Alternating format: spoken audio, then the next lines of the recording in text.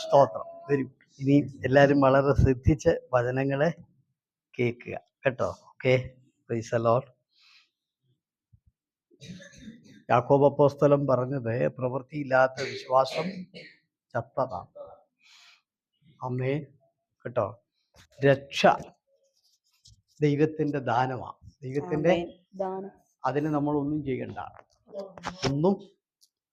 ഒന്നും ചെയ്ത് നേടിയെടുക്കാൻ പറ്റുന്നതല്ല രക്ഷ. എഫീസ്യ ലേഖനത്തിൽ എഴുതിയിരിക്കുന്നു, രക്ഷ ദൈവത്തിന്റെ ദാനം. Price the Lord. അപ്പൊ രക്ഷയ്ക്ക് വേണ്ടത് എന്താണ്? രക്ഷ യേശു ക്രിസ്തുവാണ്. യേശുവിനെ വിശ്വസിക്കുക. ആ വിശ്വാസം നമ്മളിൽ ഉണ്ടാകാൻ ദൈവം ശക്തി നൽകും. അതിന് നമ്മളൊന്നും ചെയ്യണ്ട. മനസ്സുണ്ടെങ്കിൽ അങ്ങനെ ഒരു വിശ്വാസം നമ്മളിൽ ഉണ്ടാകാൻ ദൈവം ശക്തി നമുക്ക് നൽകും. ആ വിശ്വാസം നമ്മളിൽ ഉണ്ടാകുമ്പോൾ നമ്മൾ യേശു ക്രിസ്തുവിനെ ഏറ്റെടുക്കും. അങ്ങനെ രക്ഷ നമ്മളിലേക്ക് വരും. ഒന്നും ചെയ്തിട്ടല്ല, വിശ്വാസത്താൽ. റോമാലേഖനം എന്താ പറയുന്നത്? ഹൃദയം കൊണ്ട് വിശ്വസിക്കുകയും വായ് കൊണ്ട് ഇത്രയും ചെയ്യുക. അപ്പോൾ വിശ്വസിക്കാനുള്ള ശക്തിയും ദൈവം തരും. ആമേ. പിന്നെ യേശു ക്രിസ്തുവിനെ സ്വീകരിക്കാനുള്ള കൃപയും ദൈവം തരും. എല്ലാം തരും. സ്തോത്രം. അപ്പൊ രക്ഷ യേശുവാ. നമ്മൾ യേശുവിനെ ഏറ്റെടുത്തു, രക്ഷയും വന്നു. ഇനി എന്തുണ്ട്? ഇനിയും എന്താണ് സുവിശേഷം? യേശു ക്രിസ്തുവിൻ്റെ ജനനം, ജീവിതം, മരണം, ഉയർപ്പ്. ഈ 4 കാര്യം കൂടെ വരുമ്പോഴാണ് സുവിശേഷമാകുന്നത്. അപ്പോൾ ഈ 4 കാര്യം ദാനമായിട്ട് കിട്ടത്തില്ല, അത് നമ്മൾ ചെയ്തേ പറ്റൂ. യേശു ക്രിസ്തു ജനിച്ചു, നമ്മളിൽ അത് നടക്കണം. യേശു ക്രിസ്തു ജീവിച്ചു, നമ്മളിൽ ക്രിസ്തു ജീവിക്കണം. യേശു ക്രിസ്തു എന്ത് ചെയ്തു? കാൽവറിയിൽ നമുക്ക് വേണ്ടി മരിച്ചു. ആ കഷ്ടതയിലൂടെ നമ്മൾ കടന്നു പോയേ പറ്റൂ. ഇനി യേശു ക്രിസ്തു മടങ്ങി വരുമ്പോൾ ഉയർക്കും. ഈ 4 കാര്യം കൂടെ നമ്മൾ പ്രവർത്തിക്കാതെ രക്ഷ കിട്ടത്തില്ല. പക്ഷെ രക്ഷ ഏറ്റെടുക്കാൻ വിശ്വാസത്തിന് വേണ്ടി ഒന്നും ചെയ്യണ്ട. ആ കൃപ പുള്ളി തന്നോളും. സ്തോത്രം. ആ കൃപ പുള്ളി തരും. അതുകൊണ്ട് രക്ഷിക്കപ്പെട്ടു എന്ന് പറഞ്ഞാൽ അതിൻ്റെ അർത്ഥം യേശു വന്നേ ഉള്ളൂ. ഇനി യേശുവിൻ്റെ ജീവിതം കിടക്കുന്നു. 33.5 വർഷത്തെ ജീവിതം നമ്മുടെ ജീവിതത്തിൽ പ്രായോഗികമാകേണ്ടതുണ്ട്. അല്ലാതെ ആരും എന്ത് ചെയ്യത്തില്ല, രക്ഷയുടെ പൂർണ്ണതയിലേക്ക് എത്തുകയില്ല. അത് കഴിയുമ്പോൾ യേശു മരിക്കും. യേശു മരിക്കും എന്ന് പറഞ്ഞാൽ അതിൻ്റെ അർത്ഥം ആ കഷ്ടതയിലൂടെ നമ്മളും പോയേ പറ്റും. ആ പുനരുത്ഥാനത്തിൻ്റെയും മരണത്തിൻ്റെയും അവകാശിയായേ പറ്റും. അതൊന്നും ചെയ്യാതെ കണ്ട് വെള്ളിയാഴ്ച ആരാധനയ്ക്ക് വന്നിരുന്നേച്ച് സ്വർഗത്തിൽ പോകാമെന്ന് വിചാരിച്ചാൽ എനിക്ക് നിങ്ങൾക്ക് ഉറപ്പ് തരാനൊന്നും പറ്റുകയില്ല. സ്തോത്രം പറഞ്ഞ മനസ്സിലായോ? ഇവിടെ വന്ന് 2 പാട്ടും പാടി 2 അന്യഭാഷയും പറഞ്ഞു, ഒരു വലിയൊരു അളക്കപ്പെരിപ്പൊക്കെ നടത്തി. ഇന്നത്തെ ആരാധന നല്ല ഉണർവായിരുന്നു. പണ്ട് അമ്മച്ചി പറഞ്ഞല്ലേ അല്ലേ? ആരാധനയ്ക്ക് ഭയങ്കര ഉണർവ്. അമ്മച്ചി പറഞ്ഞു, ഇന്ന് ഞങ്ങളുടെ സഭയിൽ ഉണർവില്ല. ഉടനെ ചോദിച്ചു, അതെന്താ അമ്മച്ചി? എടാ, ആ ഓർഗം വായിക്കുന്ന കൊച്ചൻ വന്നില്ലെന്ന്. ആ ഓർഗം വായിക്കുന്ന കൊച്ചൻ. അപ്പൊ അതിനകത്തായിരുന്നു ആ സഭയിലെ ഉണർവ്. അപ്പോൾ യേശുക്രിസ്തുവിലായതുകൊണ്ട് ആരും രക്ഷിക്കപ്പെടുകയില്ല എന്ന് പറഞ്ഞാൽ രക്ഷ പൂർത്തീകരിക്കത്തില്ല. സ്നാനപ്പെട്ടതുകൊണ്ട് രക്ഷ പൂർത്തീകരിക്കത്തില്ല. ആരാധനയ്ക്ക് വന്നുകൊണ്ട് പൂർത്തീകരിക്കത്തില്ല. ക്രിസ്തു നമ്മളിൽ ജീവിക്കണം. ആമേൻ. 33 വർഷത്തെ ജീവിതമില്ലേ? അതല്ലേ സുവിശേഷം എന്ന് പറയുന്നത്. സ്തോത്രം. ആ ജീവിതത്തിൽ എന്തെല്ലാം ഉണ്ടോ അതെല്ലാം നമുക്കും വേണ്ടേ? അതുകൊണ്ട് നമ്മൾ എന്ത് ചെയ്യണം? രക്ഷ ഉപദേശിക്കണം. രക്ഷ ഉപദേശിക്കുക എന്ന് പറയുന്നതിന്റെ അർത്ഥം 33.5 വർഷത്തെ കർത്താവിൻ്റെ ജീവിതത്തിന്റെ വചനം നമ്മൾ ഓരോരുത്തരും ഉപദേശിക്കുകയും ആ ജീവിതത്തിന്റെ വചനം നമ്മുടെ ജീവിതത്തിൽ എന്ത് ചെയ്യണം? അത് പ്രായോഗികമാക്കുകയും ചെയ്യാതെ, ഞാൻ ഒന്നുകൂടെ പറയുന്നു, സ്വർഗരാജ്യത്തിൽ പോകില്ല. അത് ഉറപ്പായ കാര്യമാണ്. സ്വന്തം ഉറപ്പായ കാര്യമാണ് കേട്ടോ. മരിക്കണം, അടക്കപ്പെടണം, ആമേൻ, പ്രൈസ് ദി ലോർഡ്, ഉയർക്കണം. ഇതെല്ലാം നമ്മുടെ ജീവിതത്തിൽ പ്രായോഗിക യഥാർത്ഥ ഈ വിശ്വാസ ജീവിതം എന്ന് പറയുന്നത് ഇന്ന് പഠിപ്പിക്കുന്ന 90% ഉപദേശവും തെറ്റാണ്.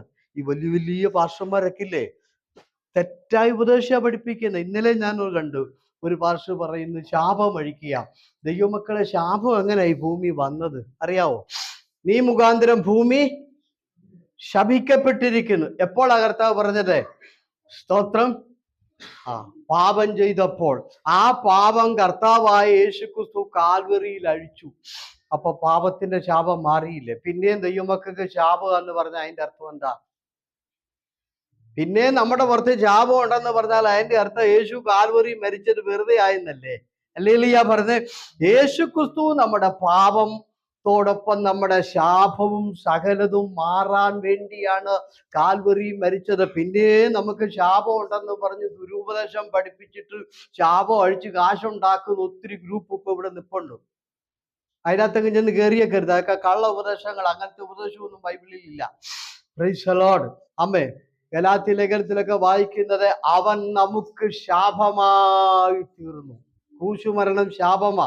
ആ ശാപം നമ്മളിൽ നിന്ന് മാറാൻ വേണ്ടിയാ യേശു ആ ശാപം ഏറ്റെടുത്തത്. യേശു മരിച്ചപ്പോൾ നമ്മുടെ ശാപം മാറി. പാപത്തിന്റെ കാരണമാ ശാപം. പാപം ഏറ്റെടുത്തു നമ്മൾ ശുദ്ധീകരിക്കപ്പെട്ടപ്പോൾ പാപവും മാറി. അല്ലെങ്കിൽ പിന്നെ മാറിയില്ല എന്നൊരു വചനം നമ്മെ കാണീരേ. പിന്നെ കൊരിന്ത്യ ലേഖനം എന്താ പറഞ്ഞത്? ഒരുവൻ ക്രിസ്തുവിലായാൽ സകലതും അവനല്ല, സകലതും പുതിയ സൃഷ്ടിയാ. പിന്നെ അവന് ശാപം കിടക്കുവോ? ആ വാക്യം മരിച്ചു കീറിക്കളാ. ആ വാക്യം അപ്പൊ TV യിലൊക്കെ നിങ്ങൾ തുറന്നു നോക്കുമ്പോൾ കാണും കേട്ടോ. MA വർഗീസ്, വടക്കേണ്ടിയിലുള്ള PG വർഗീസ്, ഇങ്ങനെയുള്ള പ്രഗത്ഭന്മാരുടെ പരിപാടിയായിട്ടല്ല. എന്നിട്ട് എന്ത് ചെയ്യാ? കാശുണ്ടാക്കുക. സ്തോത്രം. ശാപം ഒഴിക്കുക. ഒരുവൻ ക്രിസ്തുവിലായാൽ അവൻ പുതിയ സൃഷ്ടി എന്നല്ല, സകലതും പുതിയതെന്നാ കൊരിന്ത്യ ലേഖനത്തിൽ പറയുന്നത്. അവന്റെ ആത്മീക മണ്ഡലവും ശാരീരിക മണ്ഡലവും അവന്റെ അകത്തും പുറത്തും എല്ലാം എന്ത് ചെയ്തിരിക്കുന്നു? അവൻ പുതുക്കം പ്രാപിച്ചിരിക്കുന്നു. പിന്നെ അവനിൽ പണ്ടത്തെ ശാപം ഇരിപ്പുണ്ടോ? പിന്നെ അങ്ങനെ നമ്മൾ ശാപത്തിലാകുന്നത്. പിന്നെ നമ്മുടെ ജീവിതത്തിലെ കുറവെന്താന്ന് ചോദിച്ചാൽ ഡെയിലിയുള്ള നമ്മുടെ ജീവിതത്തിലെ സംസാരത്തിലെ ചിന്തയിലൊക്കെ വരുന്ന വീഴ്ചകളാ. അത് പൗലോസ് നമ്മെ പഠിപ്പിക്കുന്നു. നിങ്ങളുടെ ജഡത്തെ ദിനംതോറും മരിപ്പിക്കുക. ജഡത്തെ ഉപദേശത്തിലേക്ക് ഞാൻ പോകുന്നില്ല, അതവിടെ നിൽക്കട്ടെ. മെസ്സേജിലേക്ക് നമുക്ക് വരാം കേട്ടോ. അപ്പൊ അങ്ങനെ ഒത്തിരി ഈ വളഞ്ഞ ഉപദേശങ്ങളും കാര്യങ്ങളും എല്ലാം ഇപ്പൊ നിലവിലുണ്ട്. അതിനകത്തൊന്നും നിങ്ങൾ ചെന്ന് കയറരുത് കേട്ടോ. ഓക്കെ. ഹല്ലേലൂയ പറഞ്ഞേ. ഞാൻ പറഞ്ഞു, ഒരു കാര്യം സാധിക്കാൻ വേണ്ടി യേശുവിനെ നമ്മൾ ഏറ്റെടുക്കരുത്. യേശുവിനെ എന്തിനാ വിശ്വസിക്കുന്നത്?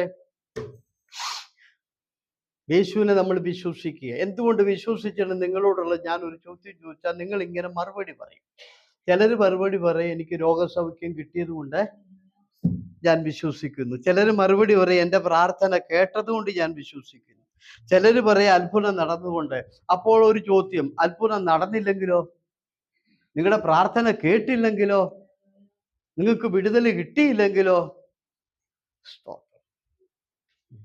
ഒരാൾ പറയാം, ഞാൻ പ്രാർത്ഥിച്ചിട്ട് എനിക്ക് വിടുതൽ കിട്ടിയില്ല. പിന്നെ അയാൾ എങ്ങനെ വിശ്വസിക്കും? ഒരാൾ പറയുകയാണ്, എൻ്റെ ജീവിതത്തിൽ അത്ഭുതമൊന്നും നടന്നില്ല, പിന്നെ ഞാൻ എങ്ങനെ വിശ്വസിക്കും?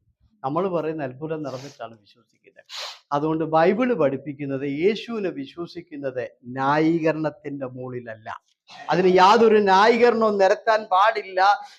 നമ്മൾ ദൈവത്തെ വിശ്വസിക്കുന്നത് ദൈവമായതുകൊണ്ട്, നമ്മൾ സൃഷ്ടിയായതുകൊണ്ടുമാണ് ദൈവത്തെ വിശ്വസിക്കുന്നത്. അല്ലാതെ ഏതെങ്കിലും കാര്യസാധ്യതയ്ക്ക് വേണ്ടിയല്ല നമ്മൾ ദൈവത്തെ വിശ്വസിക്കേണ്ടത്. അങ്ങനെ ബൈബിൾ പഠിപ്പിക്കുന്നില്ല. സ്തോത്രം.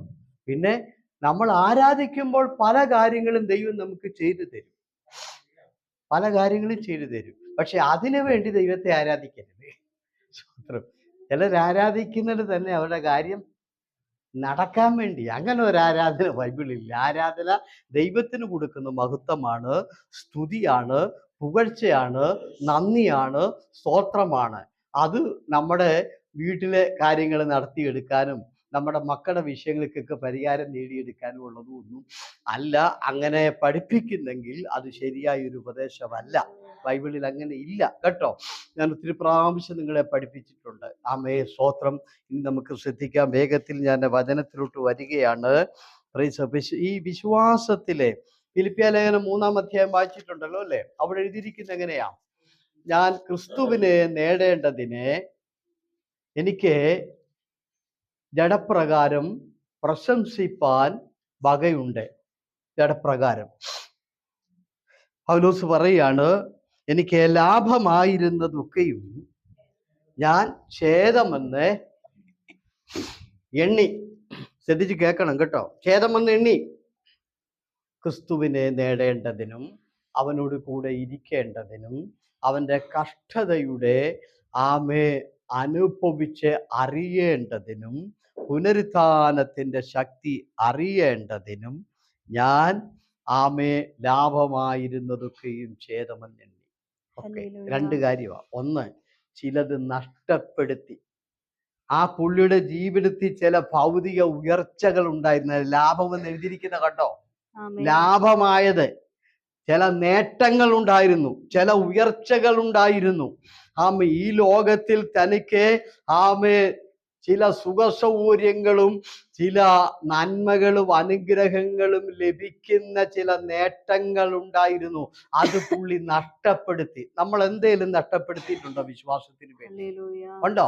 ചെറിയൊരു പനി വന്നാൽ പോലും അന്നത്തെ ആരാധന മുടക്കിയിട്ട് റെസ്റ്റ് എടുക്കുക നമ്മൾ ചെയ്യുന്നത്. സ്തോത്രം. എന്താ സൗകര്യം? ഡ്യൂട്ടി കഴിഞ്ഞ് വന്നപ്പോൾ ക്ഷീണമായിരുന്നു. ഞാനൊക്കെ എന്താ ഡ്യൂട്ടി?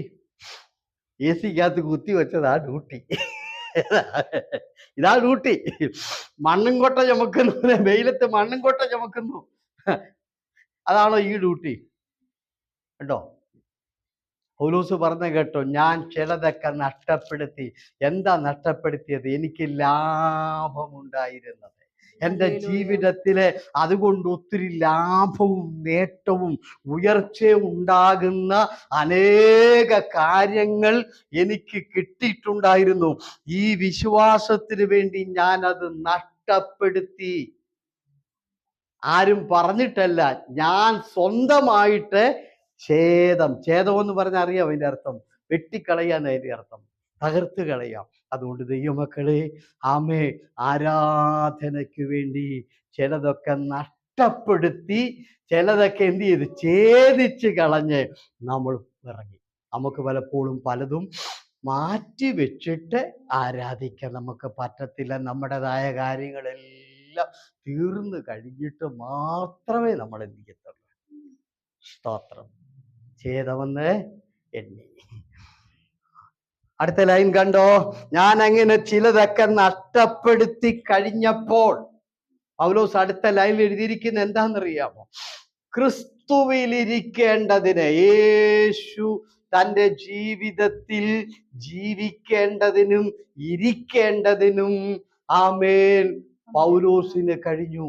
നമ്മുടെ ജീവിതത്തിൽ എന്തുകൊണ്ട് യേശുവിനെ മറ്റുള്ളവർക്ക് കാണാൻ പറ്റുന്നില്ല? എന്തുകൊണ്ട് നമ്മുടെ ജീവിതത്തിൽ യേശുവിനെ മറ്റുള്ളവർക്ക് കാണാൻ പറ്റുന്നില്ല? അതിൻ്റെ ഒന്നാമത്തെ കാര്യം, നമ്മൾ ചിലത് നഷ്ടപ്പെടുത്തി യേശുവിനെ നമ്മുടെ ജീവിതത്തിൽ ഏറ്റെടുക്കുന്നില്ല. എന്നാലല്ല മറ്റുള്ളവർക്ക് കാണത്തുള്ളൂ. സ്തോത്രം. അപ്പം ഞാൻ ആ പറഞ്ഞു വന്നതിൻ്റെ മറുപടി ഒന്ന് പറഞ്ഞിട്ട് ചിന്തയിലോട്ട് വരാം. അപ്പം ഞാൻ എന്താ പറഞ്ഞത്? രക്ഷ ദൈവം നമുക്ക് ദാനമായിട്ട് തരും. അതിന് നിങ്ങൾ എന്ത് ചെയ്യണ്ട? 3 ദിവസം ഉപവസിക്കണ്ട, അതിന് നിങ്ങൾ ഒന്നും ചെയ്യണ്ട. നിങ്ങൾക്ക് ഇനി അത് യേശു എൻ്റെ രക്ഷിതാവാണെന്ന് വിശ്വസിക്കാൻ ബുദ്ധിമുട്ടാണെങ്കിൽ ആ വിശ്വാസം കൂടെ ദൈവം നിങ്ങൾക്ക് തരും. അത് വിശ്വസിക്കാനുള്ള കൃപയുടെ ദൈവം നമുക്ക്, പൗലോസ് അങ്ങനെ പറഞ്ഞു, കൃപയാൽ വിശ്വാസം മൂലം അത്രേ ഞാന്. അപ്പൊ ചുമ്മാതല്ല വിശ്വാസം, ദൈവം കൊടുത്ത വിശ്വാസമാണ് കൃപയാല്. കൃപയെന്ന് പറഞ്ഞാൽ നിങ്ങൾക്കറിയാം, കൃപയെന്ന് പറഞ്ഞാൽ അതിന്റെ അർത്ഥം എന്താ? കൊരിന്ത്യ ലേഖനത്തിൽ പൗലോസ് പറഞ്ഞു, നിന്റെ ബലഹീനതയിൽ എൻ്റെ കൃപ മതി. എന്നിട്ട് അടുത്ത ലൈനിൽ എന്താ വായിച്ചത്? എൻ്റെ ശക്തി നിനക്ക് തികഞ്ഞു വരും. കൃപ ദൈവത്തിന്റെ ശക്തിയാണ്. ഹല്ലേലൂയ പറഞ്ഞേ. അപ്പോൾ നമ്മളിൽ വിശ്വാസം ഉണ്ടാകാനുള്ള ദൈവശക്തിയുടെ ദൈവം തരും യേശുവിനെ സ്വീകരിക്കാൻ. മനസ്സിലായോ? അതുകൂടെ ദൈവം നമുക്ക് തരും. പക്ഷേ യേശുക്രിസ്തുവിന്റെ ജീവിതം യേശുവിന് തരാൻ പറ്റത്തില്ല. അത് നമ്മുടെ ജീവിതത്തിൽ വചനപ്രകാരം നമ്മൾ പ്രായോഗികമാക്കണം. ഹല്ലേലൂയ പറഞ്ഞേ. അതിന്റെ പേരാണ് വചനം ജീവിതത്തിൽ പ്രായോഗികമാക്കുക, ഉപദേശിക്കുക. ഇനി ആ വചനം എങ്ങനെയാണ് നമ്മുടെ ജീവിതത്തിൽ നമ്മൾ പ്രായോഗികമാക്കുന്നത്? ശ്രദ്ധിക്കണം കേട്ടോ. വചനം വായിക്കുന്നതല്ല, വചനം എങ്ങനെ പ്രായോഗികമാക്കണം?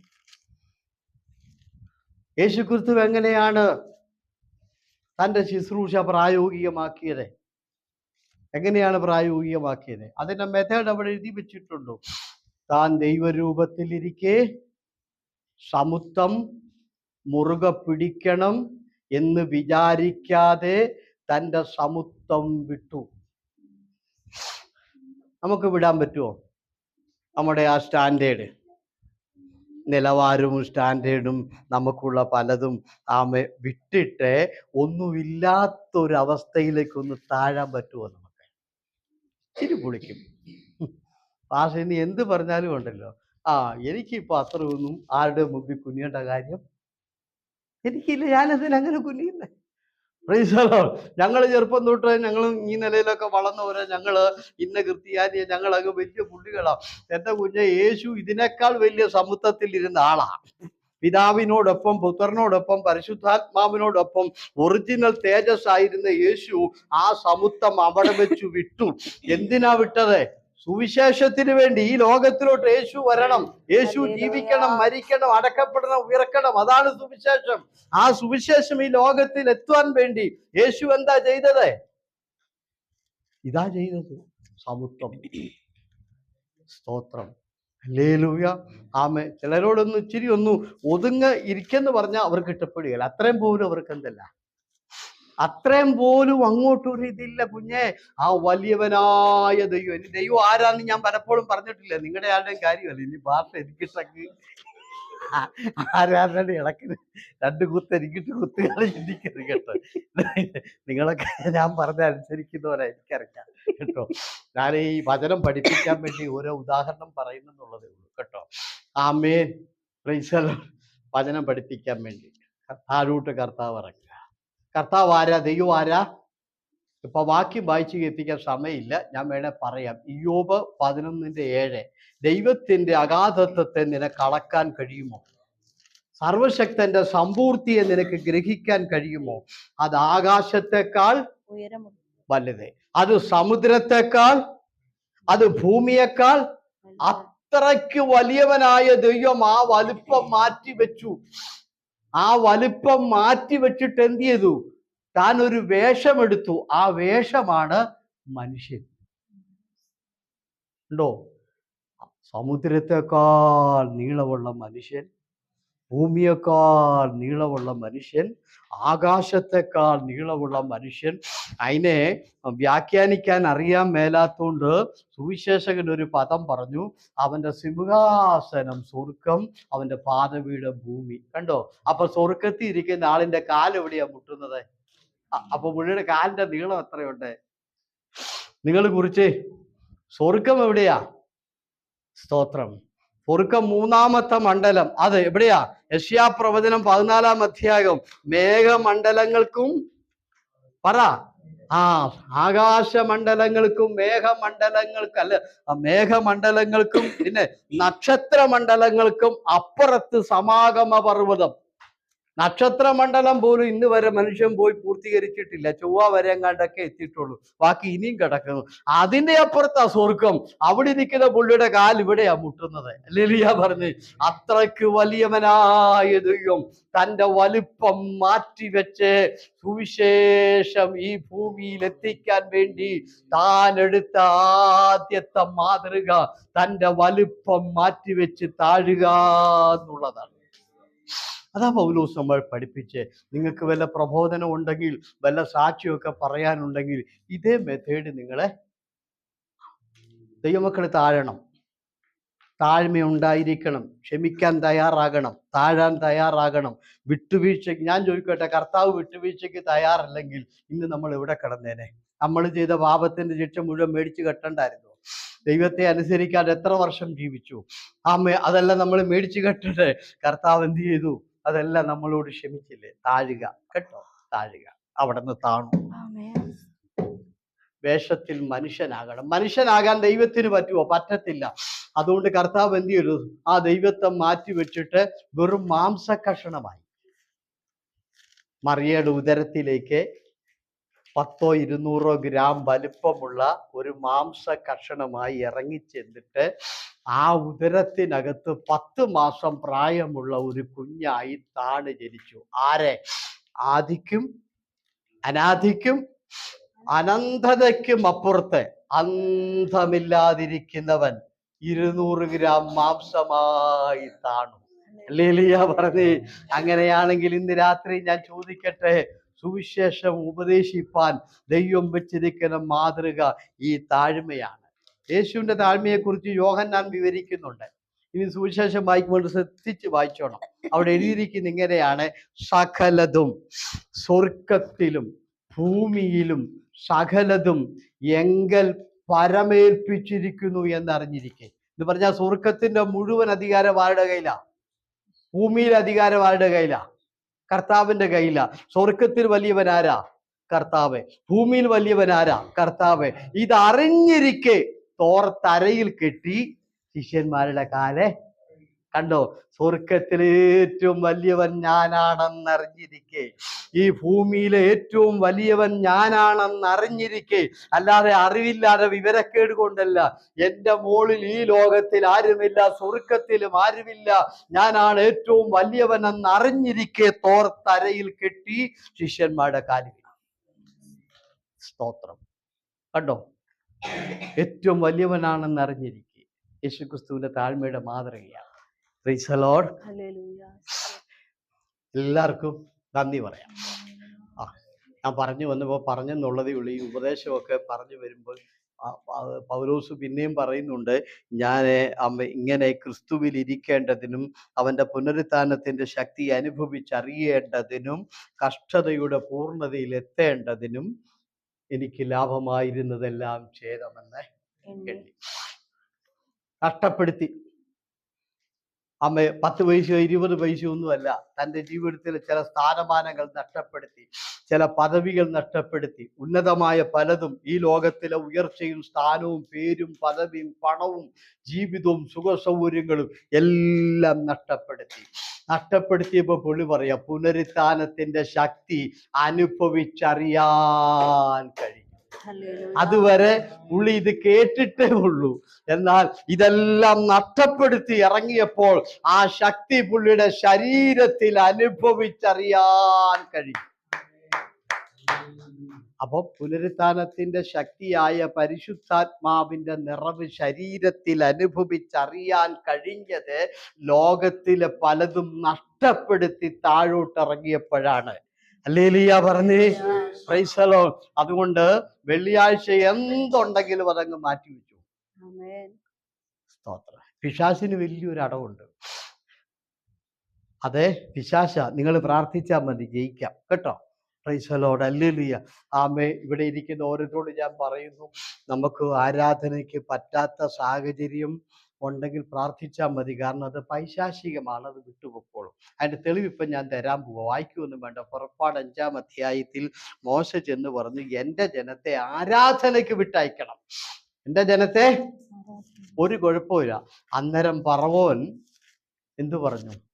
ഇന്ന് തൊട്ട് വിറക് കൊടുക്കണ്ട, ഇന്ന് തൊട്ട് വിറക് കൊടുക്കണ്ട, ഇന്ന് തൊട്ട് അവരെന്ത് ചെയ്യണ്ട? ഇഷ്ടികയുടെ എണ്ണം കുറയ്ക്കരുത്. ഡെയിലി 1500 ഇഷ്ടിക ഉണ്ട്, അത് കുറയ്ക്കണ്ട. എണ്ണം അങ്ങനെ തൊട്ട് വിറക് കുറയ്ക്കണ്ട, വിറക് കൊടുക്കണ്ട, വിറക് പോയി പെറുക്കട്ടെന്ന് പറഞ്ഞു.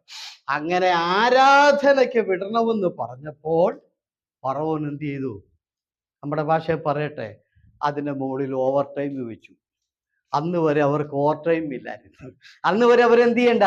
അന്ന് വരെ അവര് വിറകെറുക്കാൻ പോകണ്ട. ഇന്ന് അവർക്ക് എന്ത് ചെയ്തു?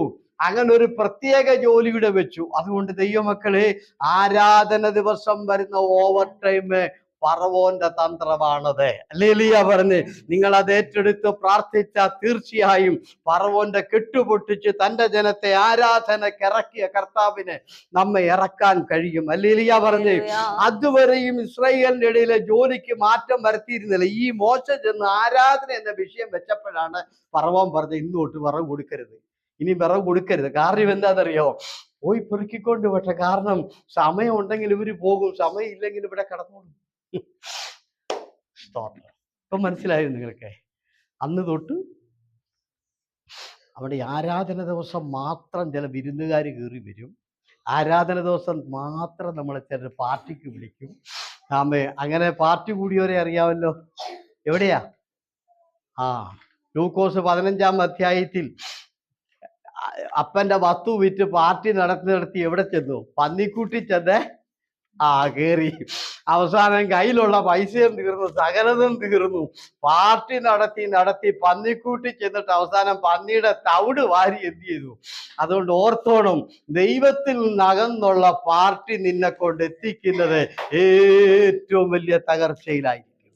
അത് ഓർമ്മയിലിരിക്കട്ടെ. സ്തോത്രം പറഞ്ഞ് അവൻ ദൂരദേശത്ത് പോയി തൂർത്തടിച്ച് അവസാനം പന്നിക്കൂട്ടിലാണ് ചെന്ന് കയറി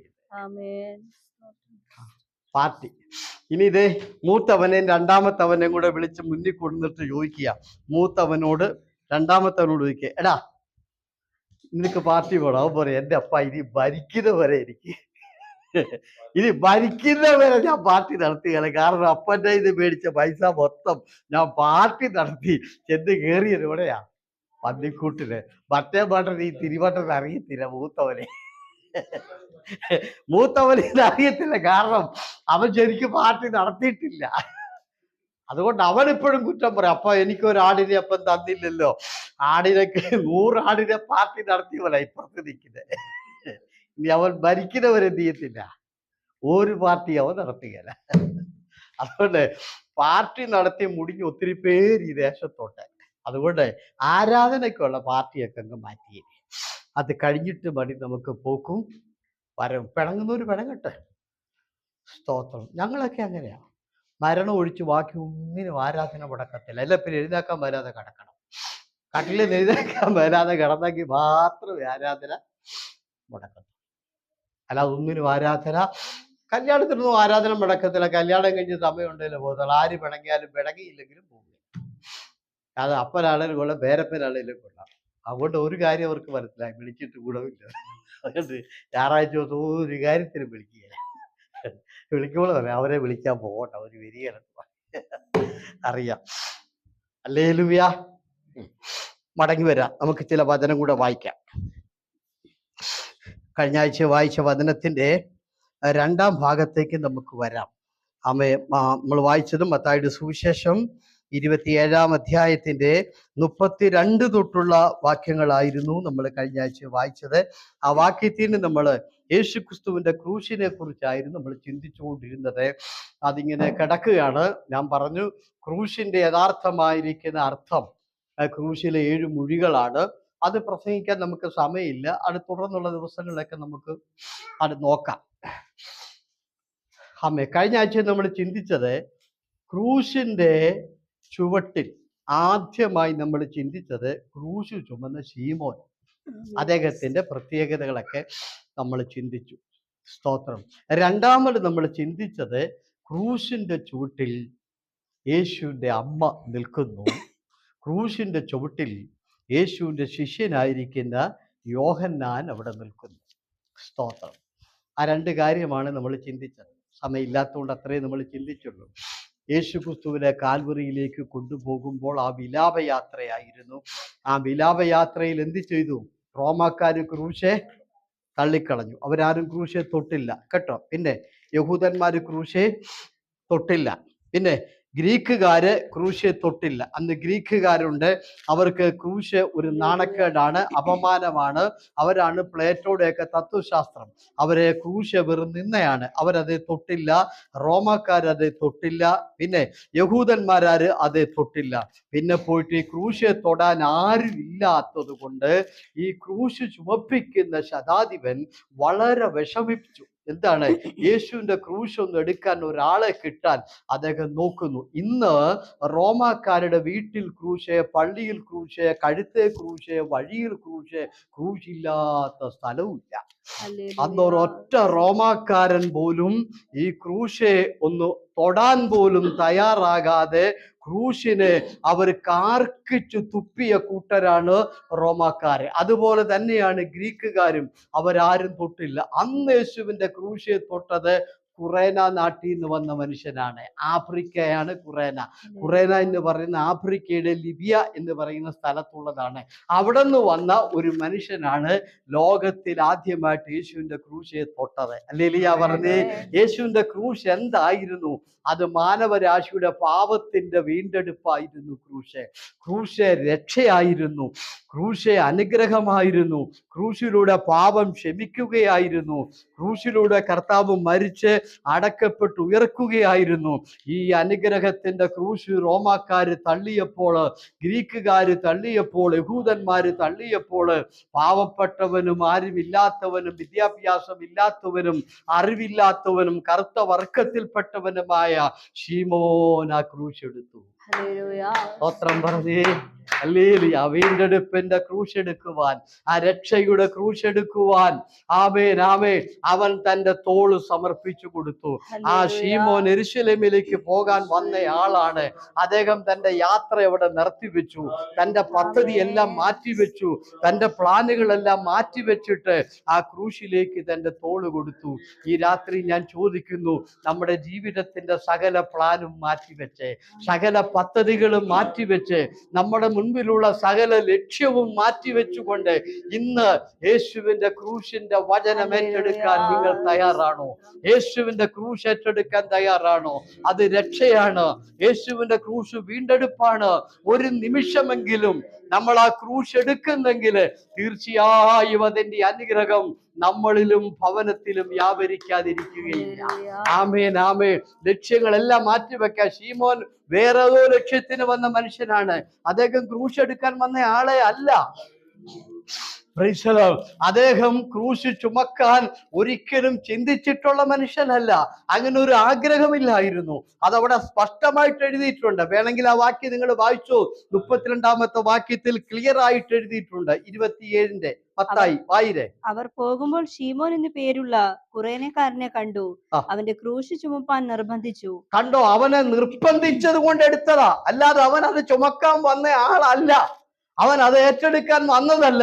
പക്ഷെ ശതാധിപൻ അവനെ നിർബന്ധിച്ചപ്പോൾ അവന്റെ പ്ലാൻ മാറ്റിവെച്ചു, അവന്റെ ഉദ്ദേശം മാറ്റിവെച്ചു, അവന്റെ പദ്ധതികളൊക്കെ മാറ്റിവെച്ചു, അവന്റെ ലക്ഷ്യം മാറ്റിവെച്ചു.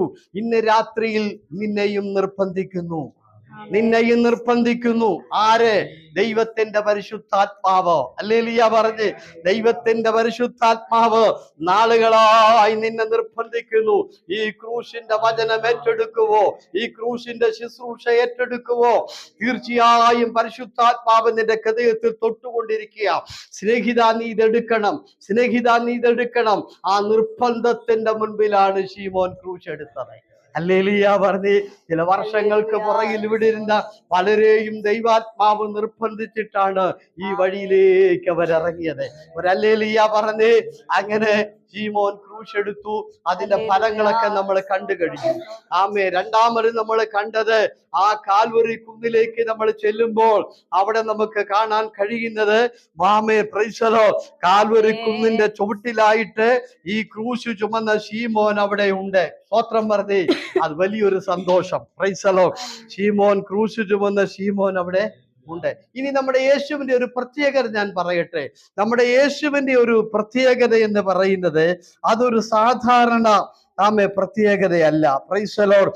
കാര്യം എന്താന്ന് ചോദിച്ചാല്, നമ്മൾ യേശുവിനെ കുറിച്ച് നോക്കുമ്പോൾ യേശുവിനുള്ള ഒരു വലിയ പ്രത്യേകത, പ്രൈസ് ദി ലോർഡ്, യേശു ഒരു മൂലയ്ക്കുള്ള ആളല്ല, ഒരു സ്റ്റേറ്റിലുള്ള ആളല്ല, പിന്നെ ഒരു രാജ്യത്തുള്ള ആളല്ല, ഒരു പഞ്ചായത്തിലുള്ള ആളല്ല. യേശു സകലത്തിന്റെയും നടുവിൽ നിൽക്കുന്ന ആളാണ്.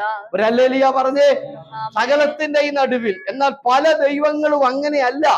പല ദൈവങ്ങളും ഒരു ഏരിയയിലുള്ളൂ. നിങ്ങൾ ഇവിടെ ചെന്നിട്ട് മധുരൈ മീനാക്ഷി ക്ഷേത്രത്തെ കുറിച്ച് ജർമ്മനി ചോദിച്ചാൽ അവർക്കറിയില്ല.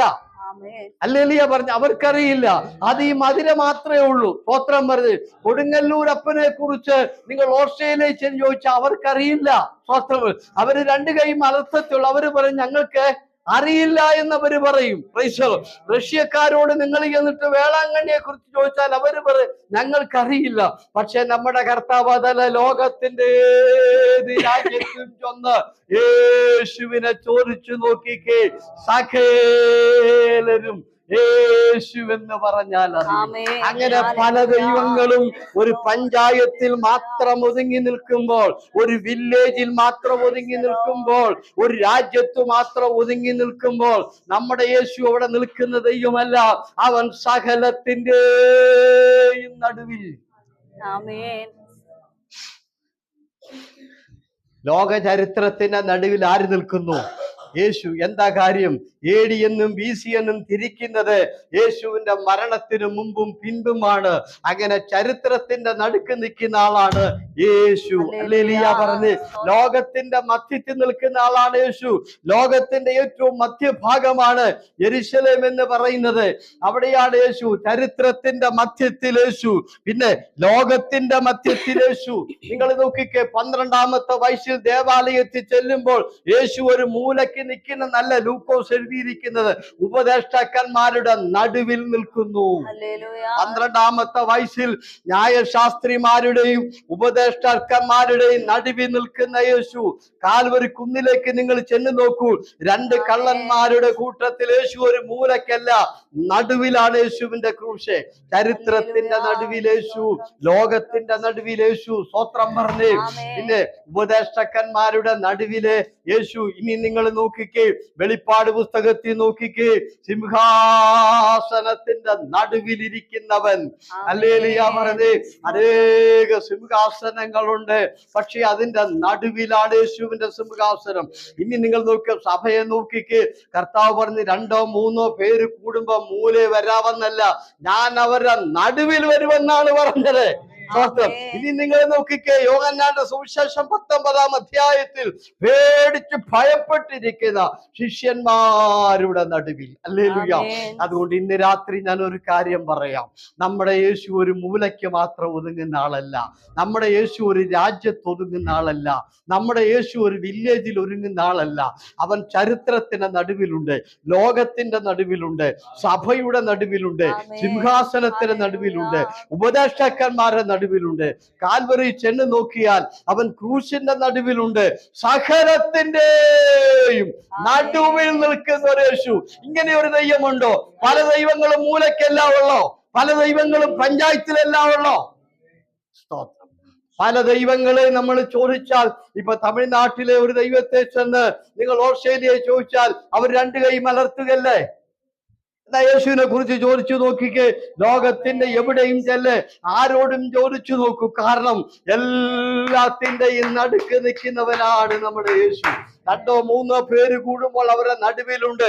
ഈ രാത്രി നമ്മുടെ നടുവിൽ ആരുണ്ട്? യേശുണ്ട്. സ്വത്രം പറഞ്ഞേ.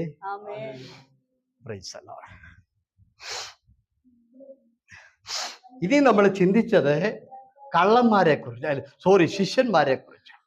നമുക്ക് ചില വാക്യം കൂടെ അതിനോട് ചേർത്ത് ഞാൻ നിങ്ങളെ ഒന്ന് വായിച്ചു കേൾപ്പിക്കാം.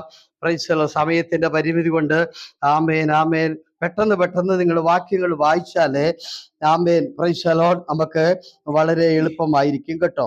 ആമേൻ വേഗത്തിൽ നമുക്ക് വായിക്കാം. മത്തായിയുടെ സുവിശേഷം 14:50 ആദ്യം ഒന്ന് വായിച്ച്, മർക്കൂസിന്റെ 14:50 വേഗത്തിൽ ഒന്ന് വായിച്ചാട്ടെ. മർക്കോസിന്റെ സുവിശേഷം 14:50. ശിഷ്യന്മാർ എല്ലാവരും അവനെ വിട്ട് ഓടിപ്പോയി. നിങ്ങൾ കേട്ടല്ലോ, ശിഷ്യന്മാരെല്ലാവരും അവനെ വിട്ട് ഓടിപ്പോയി. ഓർക്കണം, 3.5 വർഷം പുറകെ നടന്ന് കർത്താവ് എന്ത് ചെയ്തു? വെള്ളത്തിൽ മുങ്ങിച്ചാകാൻ തുടങ്ങിയപ്പോ വെള്ളത്തിന് മുകളിൽ കൂടെ ഓടിച്ചെന്ന് ആ പടക് എന്ത് ചെയ്തു? വിടുവിച്ച് അക്കരെ എത്തിച്ചു. അവർക്ക് അപ്പമില്ലാതെ വന്നപ്പോൾ അപ്പം കൊടുത്തു, രോഗശാന്തി കൊടുത്തു. 3.5 വർഷം കൂടെ കൊണ്ടു നടന്ന് ഉപദേശം പഠിപ്പിച്ചു, വലിയ നിലയിലെത്തിച്ചു. പക്ഷെ യേശുവിന് ഒരു ആപത്ത് വന്നപ്പം എല്ലാം ഓടിക്കളഞ്ഞു. കണ്ടോ? Price the Lord. യേശുവിനെ ആമേൻ ക്രൂശിൽ തറച്ച് കൊല്ലാൻ പിടിച്ചപ്പോൾ ഒറ്റ എണ്ണം വന്നില്ല. ഇനി ആ വാക്യം ഒന്നുകൂടെ ഉറക്കെ വായിച്ചേ. ശിഷ്യന്മാരെന്നല്ല, എല്ലാവരും. യോഹന്നാൻ തുടങ്ങി, മത്തായി തുടങ്ങി, മർക്കോസ് തുടങ്ങി, സകലരും ഓടിക്കളഞ്ഞു. സ്വത്രം. ഹല്ലേലൂയ പറഞ്ഞേ. ഹല്ലേലൂയ.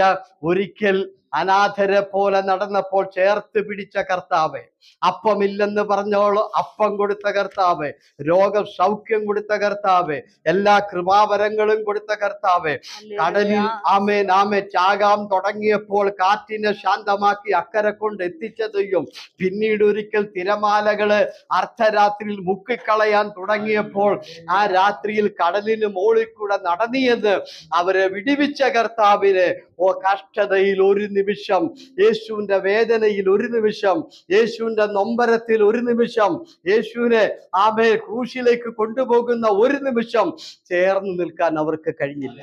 അവരെല്ലാം ഓടിക്കളഞ്ഞു. ആ കഷ്ടതയിലും പ്രയാസത്തിലും ദൂരേക്ക് മാറിപ്പോയി. ഞാൻ ഇന്ന് രാത്രി ചോദിക്കട്ടെ, നിങ്ങൾ ഇങ്ങനെയാണോ? നിങ്ങളുടെ ജീവിതത്തിൽ കൈക്ക് പിടിച്ചവന്, ഇറങ്ങി വന്നവന്, നടത്തിയവന്, നമ്മുടെ വിഷയങ്ങളിൽ ഇടപെട്ടവന്, പലപ്പോഴും നമ്മുടെ തകർച്ചയിൽ നമ്മളെ വിടുവിച്ചവന്, നമ്മുടെ കാര്യങ്ങളിലൊക്കെ ഏറ്റെടുത്ത് നടത്തിയവന്, ആ യേശുവിന്റെ ഒരു വേദന വരുമ്പോൾ, ആ യേശുവിന്റെ കഷ്ടതയിൽ ഓടിമാറുവോ? ഓടിമാറുവോ? ഓടിമാറുവോ? വിസ ഇല്ലാഞ്ഞപ്പോൾ അടിച്ചു തന്നവനല്ലേ? ജോലി ഇല്ലാഞ്ഞപ്പോൾ തുറന്നു തന്നവനല്ലേ? മരണത്തിന്റെ വക്കോളം എത്തിയപ്പോൾ സൗഖ്യമാക്കിയവനല്ലേ? ഇവിടുത്തെ തിരമാലകൾ ആഞ്ഞടിച്ച് മുങ്ങിപ്പോകുമെന്ന് തോന്നിയപ്പോൾ ആ രാത്രിയിൽ പെറ്റതള്ള വരാനില്ലായിരുന്നു, അപ്പനും അമ്മയും ആരും വരാനില്ലാഞ്ഞിട്ടും നിന്റെ അടുക്കലെത്തി ആ പെരുങ്കാറ്റിനെ തടഞ്ഞ് നിന്നെ അക്കരെ കൊണ്ട് എത്തിച്ച ആ യേശുവിന് ആമേൻ ആമേൻ ആമേൻ. യഹൂദന്മാര് പിടിച്ചപ്പോൾ, അവനെ കൊല്ലാൻ തുടങ്ങിയപ്പോൾ ഒരു നിമിഷം ആ യേശുവിന് ഒരു ആശ്വാസത്തിന് വേണ്ടി അടുത്ത് നിൽക്കാതെ ഓടിപ്പോയി. ശിഷ്യന്മാരെല്ലാം ഓടിപ്പോയി. Price the Lord, price the Lord, hallelujah. ദൈവമക്കളെ, ഇന്നത്തെ ക്രിസ്തീയ ലോകം ഏറെക്കുറെ ഇങ്ങനെയാ. രോഗശാന്തിയൊക്കെ കിട്ടി, ജോലിയൊക്കെ കിട്ടി, കാര്യങ്ങളൊക്കെ നടന്നു കഴിയുമ്പോൾ പിന്നെ അവരെന്ത് ചെയ്തു? പ്രൈസ് ദി ലോർഡ്, മറ്റുള്ളവരുടെ കഷ്ടതയിലോ, സഭയുടെ വേദനയിലോ, സഭയുടെ ബുദ്ധിമുട്ടിലോ, സഭയുടെ ഇല്ലായ്മയിലോ തിരിഞ്ഞു നോക്കത്തില്ല. അവര് പിന്നെ അങ്ങ് മാറുകയാ. ഞങ്ങൾ എന്തിനകത്തൊക്കെ ഇടപെടണം? ഞങ്ങൾ എന്തിനിടപെടണം? ഈ രാത്രി ഞാൻ ഒന്നുകൂടെ ചോദിക്കുക, ആമേൻ ആമേൻ ആമേൻ. നമ്മൾ അകന്നു പോകുമോ?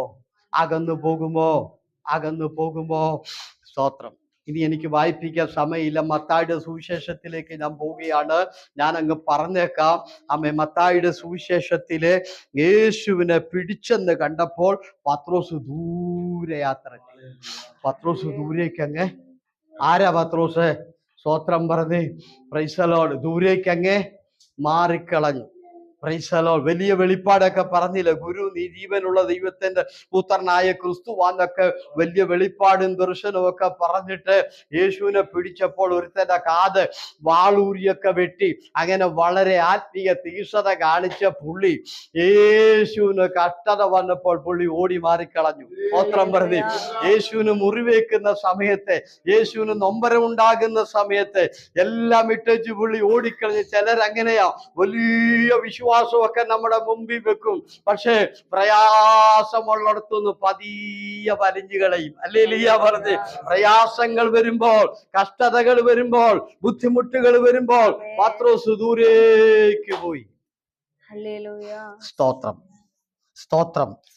യോഹന്നാന്റെ സുവിശേഷം 19-ാം അധ്യായത്തിന്റെ 25-27 വാക്യം ഒന്ന് വായിച്ചാട്ടെ. പെട്ടെന്ന് വായിച്ചു, സമയമില്ല. യേശുവിന്റെ ക്രൂശിനരികെ അവന്റെ അമ്മയും അമ്മയുടെ സഹോദരിയും ക്ലെയോപ്പാവിന്റെ ഭാര്യ മറിയയും മഗ്ദലക്കാരത്തി മറിയയും നിന്നിരുന്നു. ഇതിൽ വളരെ ശ്രദ്ധിക്കണം. നമ്മൾ മർക്കോസിൽ വായിച്ചത് എന്താ? അവന്റെ ശിഷ്യന്മാരെല്ലാം ഓടി പോയി, എല്ലാവരും ഓടിപ്പോയി.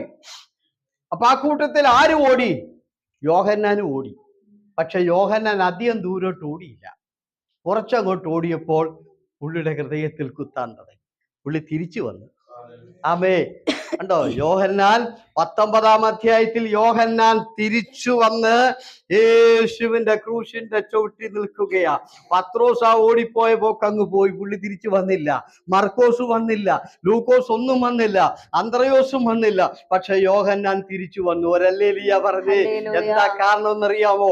ദൈവസ്നേഹം അകത്തുള്ളവന് ഇട്ടേച്ചു പോകാൻ തോന്നുകയില്ല. അല്ലേലിയ പറഞ്ഞ്. യോഹന്നാൻ യേശു സ്നേഹിച്ച ഒരു ശിഷ്യനാണ്. യോഹന്നാൻ യോഹന്നാന്റെ ഉള്ളിൽ ദൈവസ്നേഹം കിടക്കുന്നത് കൊണ്ട് യേശു മുറിവേറ്റപ്പോൾ ഓടി മാറാൻ യോഹന്നാന് കഴിയുന്നില്ല. യേശു വേദനിക്കുമ്പോൾ യോഹന്നാൻ ഇട്ടേച്ചു പോകാൻ കഴിയുന്നില്ല. യേശു ക്രൂശിൽ കിടന്ന് മരണവേദന അനുഭവിക്കുമ്പോൾ, എല്ലാരും ദൂരെ പോകുമ്പോൾ യോഹന്നാൻ അത് കഴിഞ്ഞില്ല. കാരണം യോഹന്നാന്റെ ഉള്ളിൽ ദൈവസ്നേഹമുള്ളത് കൊണ്ട് ആ മനുഷ്യൻ മടങ്ങി വന്ന് യേശുവിന്റെ ക്രൂശിന്റെ ചോട്ടിൽ നിൽക്കുക. ഒരല്ലേലിയ പറഞ്ഞ് ഇന്ന് രാത്രി ഞാൻ ഒരിക്കൽ കൂടെ പറയാം, ദൈവസ്നേഹമുള്ള ഒരു വിശ്വാസിക്ക് ദൈവസഭയുടെ വേദനയിൽ ഇട്ടേച്ചു പോകാൻ കഴിയുകയില്ല. ദൈവസഭയുടെ നൊമ്പരത്തിൽ ഇട്ടേച്ചു പോകാൻ കഴിയുകയില്ല. ദൈവമക്കളുടെ കഷ്ടപ്പാടിൽ ഇട്ടേച്ചു പോകുകയില്ല. യോഹന്നാനെ പോലെ അഥവാ പോയാലും അവർ മടങ്ങി വരും. അഥവാ പോയാലും മടങ്ങി വരും. ഈ രാത്രി ഞാൻ ഒരിക്കൽ കൂടെ ചോദിക്കുന്നു, ഒരു തീരുമാനമെടുക്കാവോ? യോഹന്നാനെ പോലെ വേദനയിട്ടിടത്തൊന്നും ഞാൻ പോകില്ല, നൊമ്പരം അനുഭവിക്കുന്നിടത്തൊന്നും ഞാൻ പോകില്ല, കഷ്ടത അനുഭവിക്കുന്ന ദൈവമക്കളുടെ നടുവിൽ നിന്ന് ഞാൻ പോകില്ല. അവർക്കൊരു ആശ്വാസമായി എന്റെ സാന്നിധ്യം എപ്പോഴും അവരോടുകൂടെ ഉണ്ടായിരിക്കുമെന്ന് ഈ രാത്രി തീരുമാനിക്കാൻ കഴിയുമോ? അതോ പത്രോസിനെ പോലെ ദൂരേക്ക് മാറുമോ? സ്തോത്രം പറ. അതോ മർക്കോസിനെ പോലെ ദൂരേക്ക് പോകുമോ? യോഹന്നാൻ യേശുവിന്റെ ക്രൂശിന്റെ ചോട്ടിൽ. എന്താ കാര്യം? യോഹന്നാന്റെ ഉള്ളിൽ യേശുവിനോടുള്ള സ്നേഹം കിടപ്പുണ്ട്. അതുകൊണ്ട് യോഹന്നാൻ ഇട്ടേച്ച് പോകാൻ മനസ്സ് വന്നില്ല. ആദ്യം എല്ലാ ശിഷ്യന്മാരുടെ കൂടെ ഈ പുള്ളി ഓടിയതാ, പക്ഷെ പോയില്ല, തിരിച്ചു വന്നു.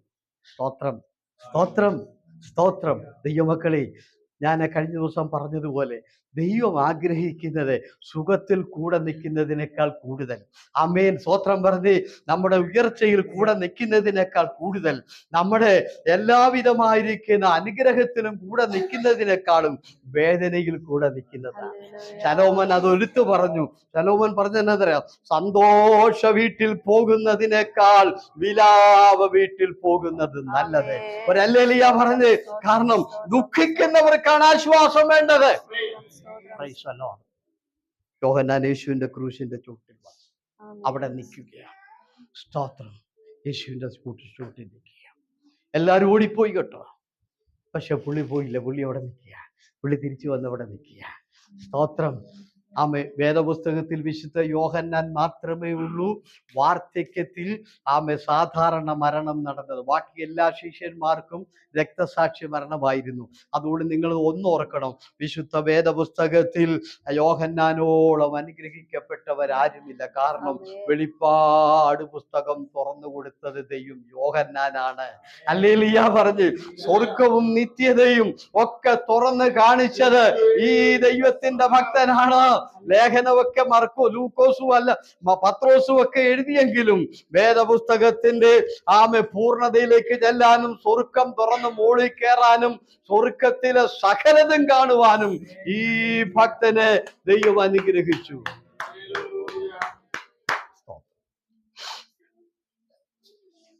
യോഹന്നാന്റെ ഒരു പ്രത്യേകത വെളിപ്പാട് ദിവസം 1-ാം അധ്യായത്തിൽ കിടപ്പുണ്ട്. അതിന്റെ 1-ാമത്തെ വാക്യത്തിൽ കർത്തൃ ദിവസത്തിൽ യോഹന്നാൻ എന്തിരുന്ന് വായിക്കില്ലേ? ആത്മാ വിവശനായി. കർത്തൃ ദിവസത്തിൽ ആത്മാ വിവശനായി. അതാണ് യോഹന്നാന്റെ പ്രത്യേകത. നോക്കിക്കേ, എന്താ അതിന്റെ പ്രത്യേകത? ആമേ, ഏഷ്യ മൈനാറിന്റെ കിഴക്ക് ഭാഗത്തുള്ള ഒരു ചെറിയ ദ്വീപാണ് ഈ വെളിപ്പാട് പുസ്തകത്തിൽ കാണുന്നത്. സ്തോത്രം. 24 മൈലേ ഉള്ളൂ അതിൻ്റെ കണക്ക്, ചുറ്റളവ്. അതൊരു പ്രത്യേക ദ്വീപാണ്.